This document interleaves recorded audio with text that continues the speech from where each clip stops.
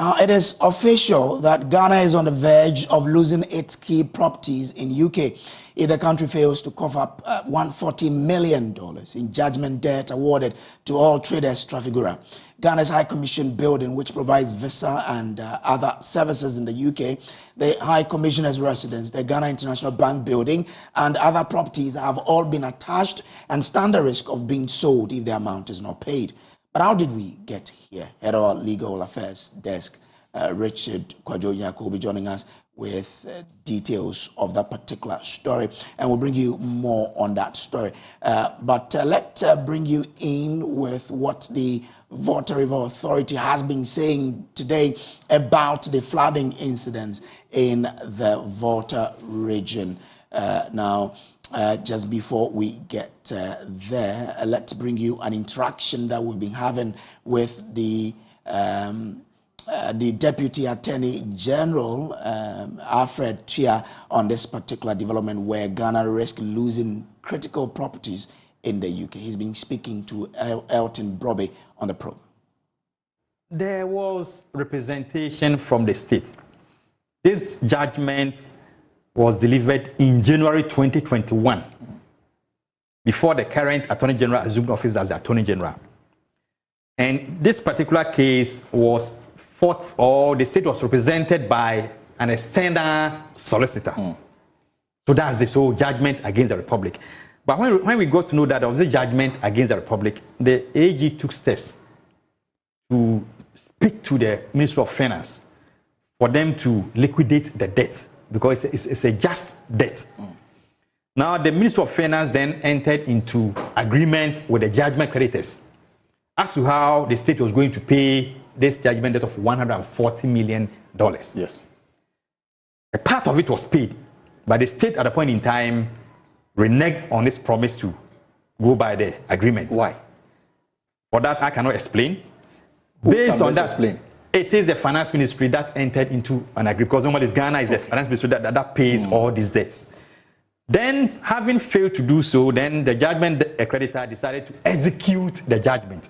Have they been successful in that? They attached property belonging to the Republic in the UK.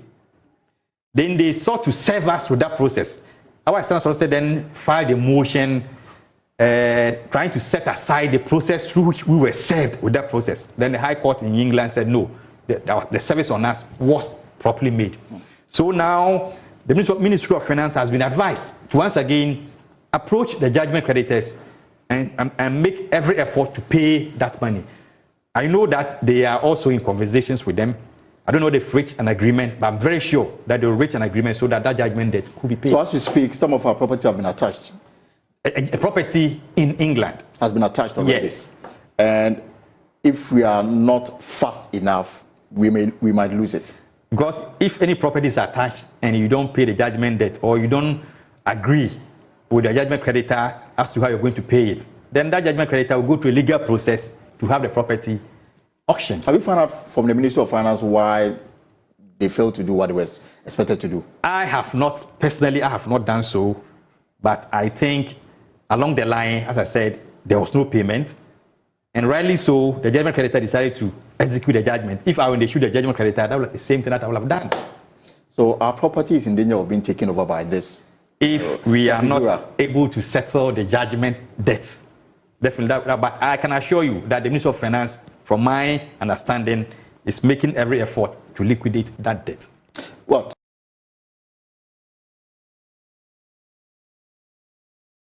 Now, let's start base with Ghana's High Commissioner to the UK, Papa Usu Nkuma, who joins us via Zoom now. Grateful to you for joining us. I'm guessing there has been an official communication to you and your staff about the situation at hand. From your understanding, how much time do we have? And if the money needed to defray the debt doesn't come, how is the work of the High Commission going to be impacted? Thank you very much, Kojo. I mean, there's no time limit. I mean, the judgment has been given. Objection raised by Ghana has been dismissed. So the process is ongoing. But I'm certain that negotiations with regard to payments is in the process. Okay. And none of the High Commission's properties has been attached. What has been attached is property belonging to the government of Ghana that has been leased by banks. That is called Regina House. The Chancery, where we are located, is not affected. My residency is not affected. And as far as I know, no other property of the government of Ghana is affected. So it's only Regina House that I'm aware of. And I'm sure the government is negotiating to ensure that the debt is settled. Okay. Do you have any indication? So for now, the High Commission's work is not being affected in any way. Okay. Okay. So do you have any information or indication from government or the finance ministry, for that matter, on when payment will be made so that that property will be safeguarded? What assurances or otherwise have you been given? Oh, well, I mean, you are in Accra, and you can make those inquiries. I'm not in a position to say anything regarding that because I'm not privy to the negotiations going on. What I can say for certain is that negotiations are ongoing. Okay. All right. So it means that there's no cause for worry for Ghanaians who would want to access services from the Chancery. No, we are offering our services as we've been doing. I mean, this has not affected our services in any way. And even in the near future, I don't believe that it's going to affect our services. So Ghanaians who are watching you now in the UK, what would you want to tell them as a High Commissioner there? Oh, well, as the High Commission is conscientiously protecting the interests of Ghana and Ghanaian citizens and British of Ghanaian origin or descent. And everything is going on smoothly. We are committed to promoting the welfare of Ghanaians, and we are committed to providing first-class consular services.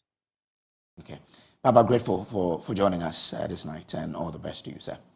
So that's Ghana's High Commissioner to UK. Now to the Volta flood, and an emergency situation is unfolding in Aloga and Keta district of the Volta region as heavy rainfall and effect from the Akosombo Dam spillage leads to flooding in several communities with houses submerged. Residents in these districts are calling for immediate help as they grapple with the devastating effect of the flood. Ivy Setoji has more in the following report. Community of Fiaho is flooded with houses also submerged into the water.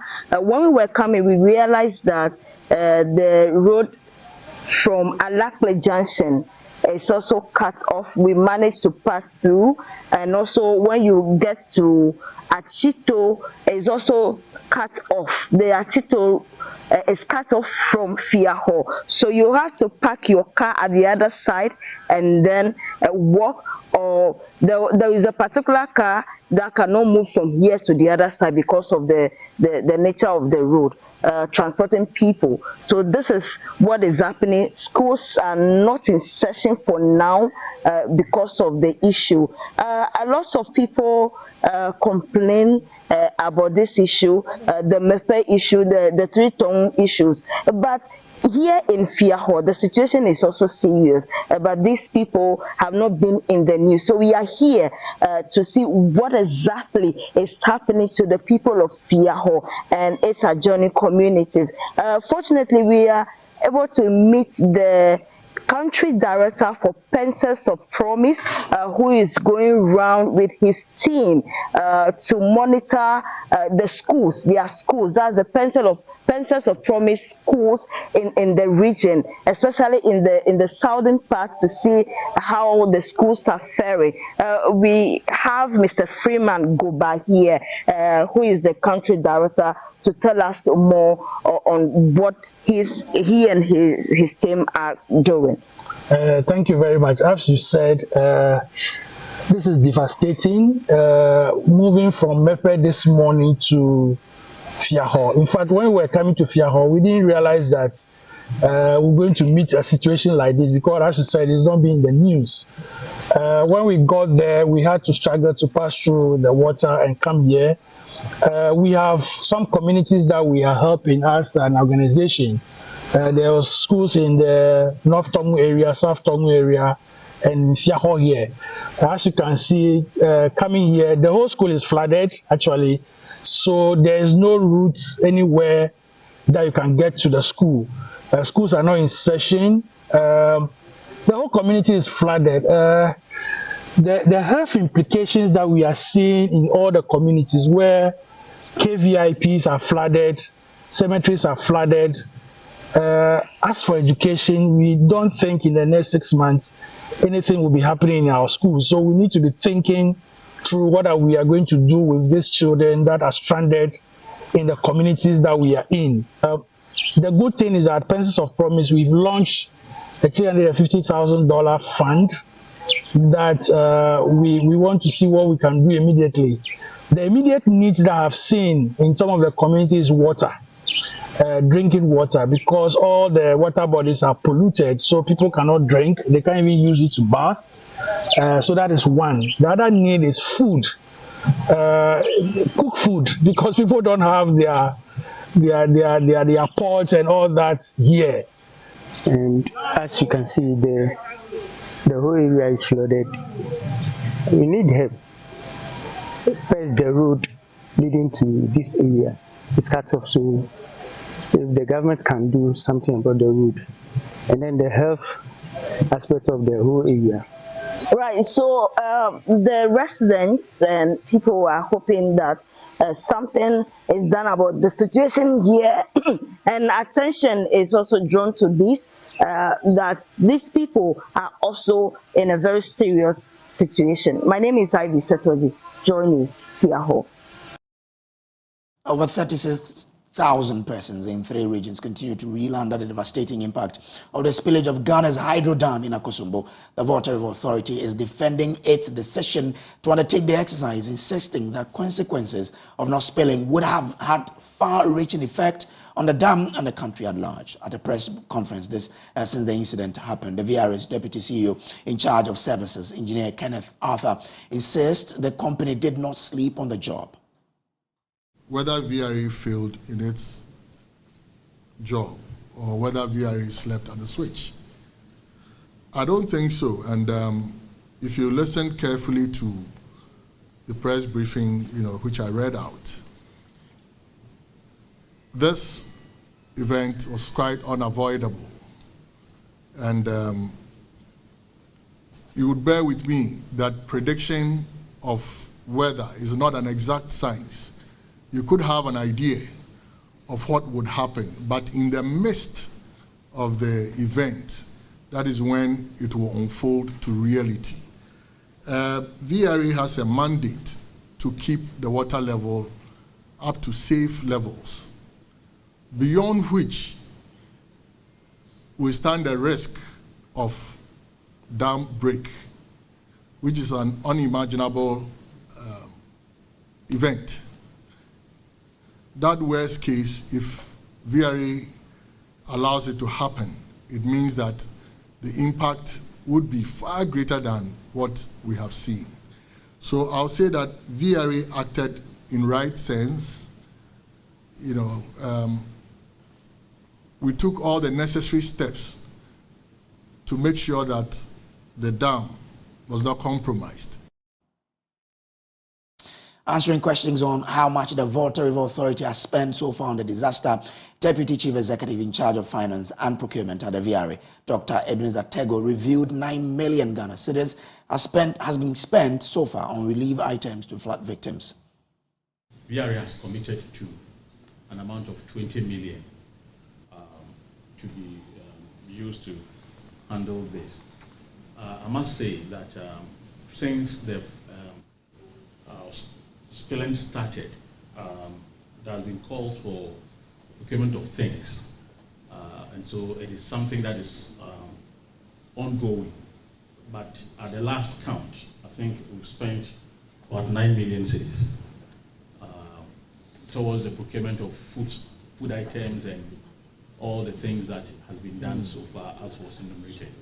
But in total, VRA is committed to spending an amount of 20 million cedis towards making lives comfortable for the people who are affected by the floods. Meanwhile, Minister for Sanitation and Water Resources, Frida Prempeh, attributed the failure of flood victims during the Akosombo Dam spillage to evacuate their disregard for early warnings from the authorities. The minister made these remarks while addressing questions about buildings designated for demolition in Weija during the Ghana Water Company's Accounting to the Customs event in Accra. We don't want what has happened at Akosombo to happen to us in Accra. The Akosombo spillage, even though VRA, NADMO, the Water Resources Commission came together to educate the people in the community, did simulation exercises with them, even at Mepe. Yet they refused to leave.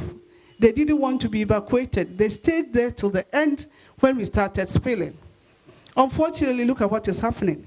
And government has to spend millions of money on relief items, on education. The whole area, the water is contaminated.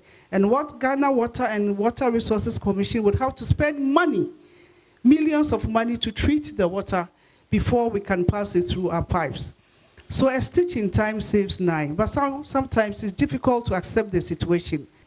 We cannot continue to sit back and allow these things to go on. Looking at what is happening at Akosombo, now people are blaming government, people are blaming VRA, people are blaming NADBO.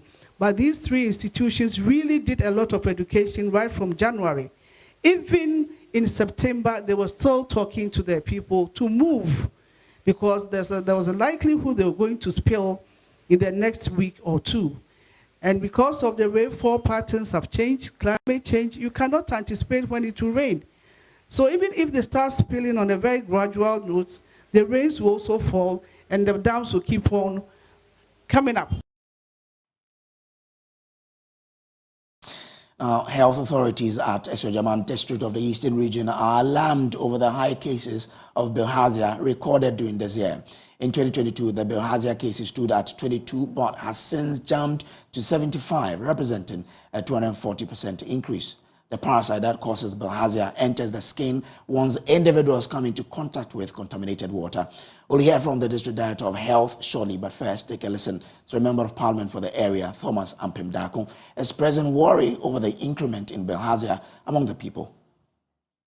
Indicates that bilharzia is on the rise, but I do not know if that is a direct consequence of the spillage by the dam. I don't think we have any evidence to that. But it is worrying to realize that in 2021 we recorded 15 cases. In 2022 it increased to 25. But as of last week, 2023, we have recorded 75 cases. And so that is a worrying trend. And so we have intensified education in the communities along the Volta so that they stay away from direct use of the water from the lake. And so this is what I was talking to them about. And I have tried to put in some interventions that will give them alternative source of water, because most of them depend on the water from the lake. And so it is a worrying situation. He was also unhappy over the unresponsive posture of NADMO after 160 persons were displaced following the Akosombo Dam spillage. You know, the spillage started from my constituency, and so some communities very close to the dam recorded some incidents. So there were basically the buildings that are made of mud collapsed, and we have about 50 of such homes that have collapsed, displacing the statistics from NADMO. About 160 persons have been displaced. The greatest effect in my constituency, as I put it, is with the cages in the water. The fish farms that are in the lake have all been destroyed. cages have been moved, nets have been torn, and all the fishes have escaped and lots have died. And that is a huge loss to the people there. And it is a worrying situation that we are all trying to contain.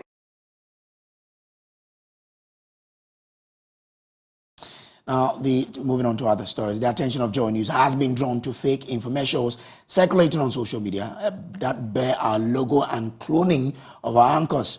These infomercials use deep fake technology to mimic the voices of some of our presenters and anchors and make claims about the efficacy of certain drugs. Well, if you haven't seen it, we downloaded a few for you. Today on air, Dr. Johnson Haynes will talk about a drug from the USA that effectively fights hypertension like a common cold. There's a real epidemic of cardiovascular disease in Ghana, 57% among people over the age of 35. Thousands of people die every year due to inappropriate treatment. Large private pharmacies are restricting access to effective drugs for profit. We are compelled to immediately launch a national program, Ghana Heart Wellbeing, by procuring a batch of... You no longer need a blood pressure monitor. Your blood pressure will always be 120/80. It will only take 72 hours to achieve this. A renowned doctor will tell you how to clear cholesterol from your blood vessels and forget about high blood pressure forever. All those who suffer from high blood pressure, listen carefully. Do not bring yourself to a heart attack and stroke because of high blood pressure and thrombosis. I give you a 100% guarantee that in a week... Well, the FDA has released a statement on this particular development, and let me share details of this statement with you. It says the Food and Drugs Authority has detected the presence of an unregistered product, Diaboost, being marketed on social media by 360TY Courier Services located at Ritz Junction, Medina. The product is being marketed as a product that kills diabetes and normalizes blood sugar levels after first use, among others. These claims are false. The product is in fact labeled as a food supplement, not a medication, and thus cannot be used in the treatment of diabetes. Diaboost is not registered by the FDA. For this reason, its efficacy, quality, and most importantly, safety for diabetics cannot be guaranteed by the authority. It continues to say that the authority wishes to advise all diabetics to strictly adhere to prescribed treatment by their doctors and discuss any alternative treatment with them, as well as to avoid any complications. Diaboost is manufactured in Bulgaria for SPB, Reality Limited, Wanhan Aspera STR, Burgess, Bulgaria, and distributed in Ghana by 360TY Courier Services, headed by Miss Mary Alimena, who is currently assisting the police with the investigation. The FDA is by this notice asking all persons who have the product to stop using them immediately and return them to the nearest FDA office or to the supplier. The authority wishes to encourage the public to check the registration status of all regulated products from the FDA website, www.fdaghana.gov.gh, and the proper platform, that is bit-ly, that is what is there, before purchase, in order to avoid any harm. For further information and assistance, please contact the FDA through our helpline 055 111 2224 or 055 111 2225. Those are the numbers to contact the FDA. Now, so that is the fact on this particular matter. This is still the JoyNews Prime. We'll take a quick break. We'll be back with more. Welcome back from the break. Now, management of the University of Ghana has unveiled fresh plans to constitute a committee that will seek to update the historical records of Ghana's premier public tertiary institution. For months, the university community has been embroiled in heated argument after Ghana's president, Nana Akufo-Addo, stoked public debate by calling for the renaming of the University of Ghana after Dr. J.B. Dankwa, a post-colonial politician and a founding member of his political tradition, who the president claims has played an inestimable role in the establishment of the university. As the University of Ghana celebrates its 75th anniversary, JoyNews' Blessed Soga sits down with Vice Chancellor of the University of Ghana, Professor Nana Abba Apia Amfo, who reveals that a team is working to update the historical record of the school.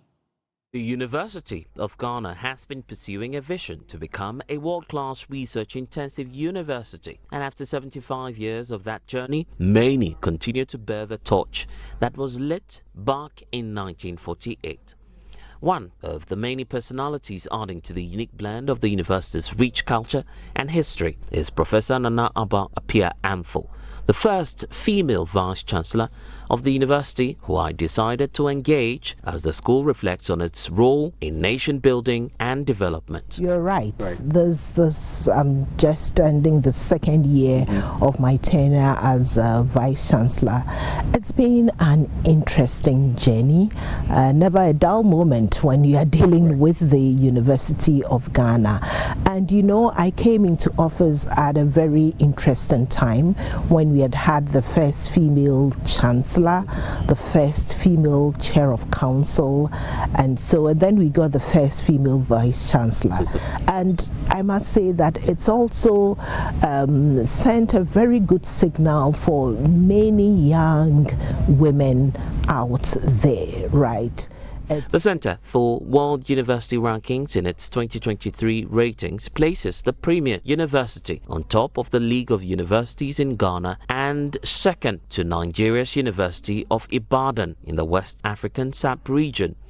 Of course, we are glad for these, but definitely the University of Ghana has the potential to do even more, to have a greater impact. The university has built a vibrant community over the years.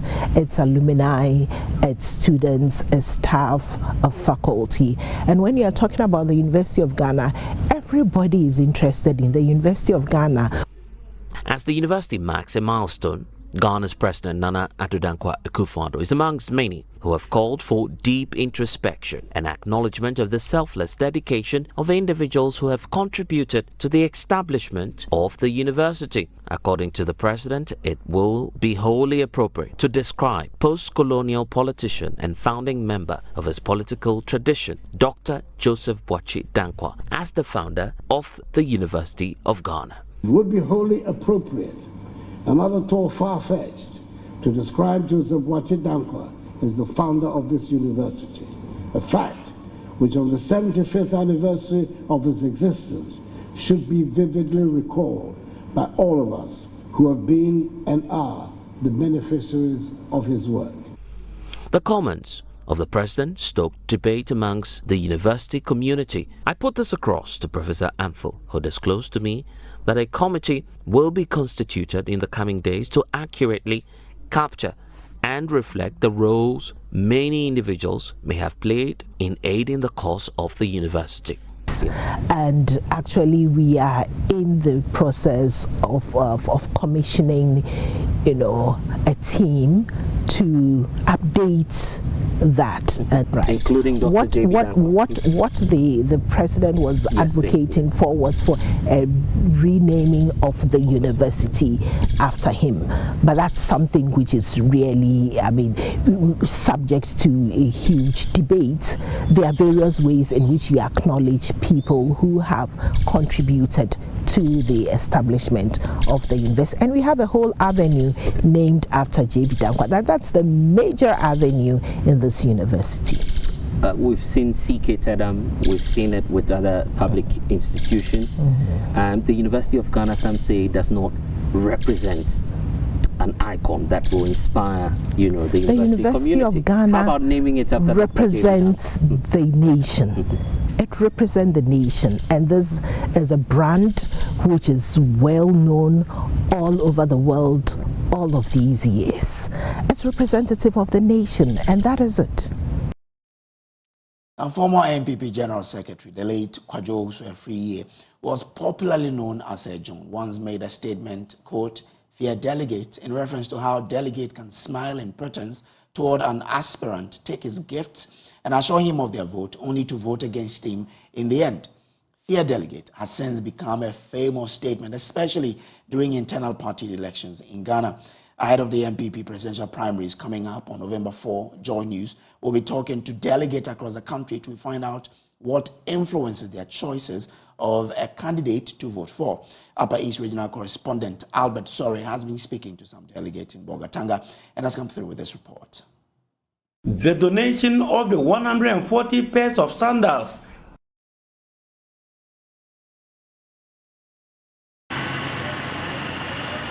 I am here at the Upper East Regional Office of the New Patriotic Party. My mission is to speak to delegates of the party to find out what they have in mind as the party prepares to go into the November 4 presidential primaries to select a new flag bearer to lead them into the 2024 elections. Having early on informed the regional secretary of the party of my mission, these 5 delegates volunteered to meet me here for a conversation. They are constituency and polling station executives of the NPP in the Upper East region. I am the Bolga Central Constituency Youth Organizer, and then I am a delegate. Woman organizer, polling station woman organizer. So you are a delegate? I am. I'm the constituency organizer and member of the regional communication team. I'm also a delegate. Duru electoral area, woman organizer. Yes, I'm a delegate. I'm a polling station secretary for Zanaro East electoral area. Yes, I'm a delegate, a polling station secretary. But do they have other careers or occupations outside of politics? Yes, I'm a farmer. I'm a farmer and I do little business. Aside that, I am a teacher by profession. Yeah, I am a teacher by profession. I do petty trading into Lucky Soap and so many confectionaries. I'm the proprietor of Great Minds Academy. It's a school, and I'm also a farmer. I can tell you that I'm an entrepreneur. I'm a trader and I'm working under youth employment afforestation. Yes. Outside of politics, I'm an accountant. I work with Ghana Education Service. It is a well-known secret that politicians during primaries like the upcoming one often induce delegates with money, valuable items like electronic appliances, food items, and even promises of appointing the delegates to certain positions in government. So I ask these delegates of the Upper East region, would such inducements, if they are made, influence their choice of candidate to vote for in the primaries? It's not about putting money. I am a farmer, I am a teacher by profession, I'm a businessman. Maybe the policy that the government or the candidate is bringing in place is going to influence my decision, and that is what we are standing for. There's no amount of money that can influence my vote, because what we do, or what we the youth should be looking for, is competence. Somebody who you think he can deliver, not about money. As a candidate, when he comes to me and gives me money, it won't solve my problem. I'm ready to go to Expert Bank for my pay. So he can't bring money to influence me. For this woman, even her clothes and shoes alone are so expensive that it should send a signal to any candidate that her vote cannot be bought. Look at my outfit. How much? My gladiators, or let's say long boots, how many pounds? Please. See there, I'm wearing long boots. My outfit. They are all in pounds, so let me mention in dollars. How much? They are very expensive. Very expensive. No amount of money can change my mind, can induce me. So, what exactly then would influence their choice of candidates to vote for in the upcoming NPP presidential primaries? It's the persona, it's the vision, it's the competence, it's an individual who understands the economy. For the 2024 general elections, it's going to be a very crucial one. Don't forget that the former president is coming again and will need his own brother who will retire him. Competence, affable. You see, we can't describe this man and the wife. He's down to earth. Now, for pupils in rural areas who typically have no choice but to walk barefoot in the sweltering sun and occasionally in the mud on wet days to get to school, getting an education can be a difficult task.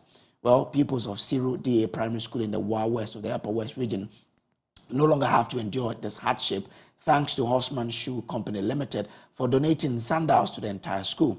The Chief Executive Officer of Horseman Shoes, Tony Senaya, said Joy News series Ghana Schools of Shame by Jojo Kobna moved him to help the kids enjoy going to school. Rafiq Salam reports from Siru. The donation of the 140 pairs of sandals and assorted items to Siru DA Primary School by Horseman Shoes Company Limited came as a result of a documentary by Jojo Kobna titled Ghana School of Shame. In the documentary, Jojo Kobna exposed the harrowing picture of the challenges that pupils at Siru DA Primary School in the Wobbles district go through to have access to basic education, including walking to school barefooted. Headmistress of the school, Don Mahatibel, expressed joy over the donation amid painting a mental picture of the situation at the school. Actually today, parents have to make sure they get some footwear they have kept down, or they have to force themselves to get footwear like Charlie for them to wear and come to look presentable. But most of our people, they come to school walking barefoot. You can imagine when the sun is hot, the child is walking barefoot. It's rain, the whole place is muddy, the child is walking barefoot. But still, with all this, the child still moves from home, come to school every day to be taught. So getting these sandals means that it will increase our enrollment, teaching and learning will be more effective, and people will enjoy coming to school the more. Chief Executive Officer of Horseman Shoes Company Limited, Tony Senaya, disclosed that the choice of the donation at the school was born out of the communal spirit displayed by the people in their bid to have their children have secular education, following a conversation he had with Jojo Kobna. Siru made a very good impression on him, and that Siru showed a spirit of communal commitment to education. Even though it is an underprivileged society and community, parents and the community of the whole entire community of Siru show so much commitment to education. I was touched by this testament, and indeed, coming here, we have seen your commitment and the spirit that Jojo told me about. My brothers here and myself are very much touched to see the entire community being present to witness our small donation with school sandals of 140 pairs, which means each student here will get a sandal to wear, and also beverages from Cadbury Ghana. So they have Richoco and hot chocolate, and we also brought some drinks and biscuits for the students.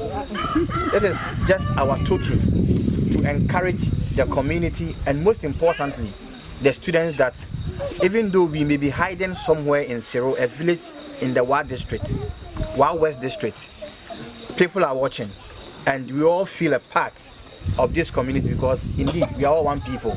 The Siru DA Primary School was established in 2019 by the community with the aim of stopping their children from walking long distances to other adjoining communities for education. The school, right at its start, has never been without challenges, including inadequate furniture and feeding of the pupils. Worst of it are lack of proper classrooms, forcing them to use dilapidated structures which could pass for death traps.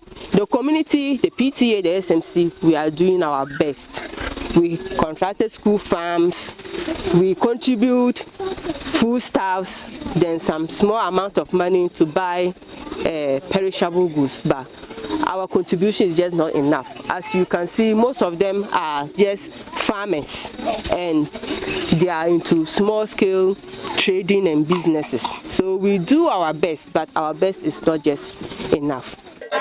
Residents of the community have expressed excitement and joy over the donation and appeal to corporate organizations and individuals to come to their aid. I am short of words. I can't just describe how I am feeling. The only message I have is for God to give them long life and good health. anu na mu yu This help they have given to us are more than happy. You can see that I am visible shaking. My appeal is that other people should help us with school feeding and also build better classrooms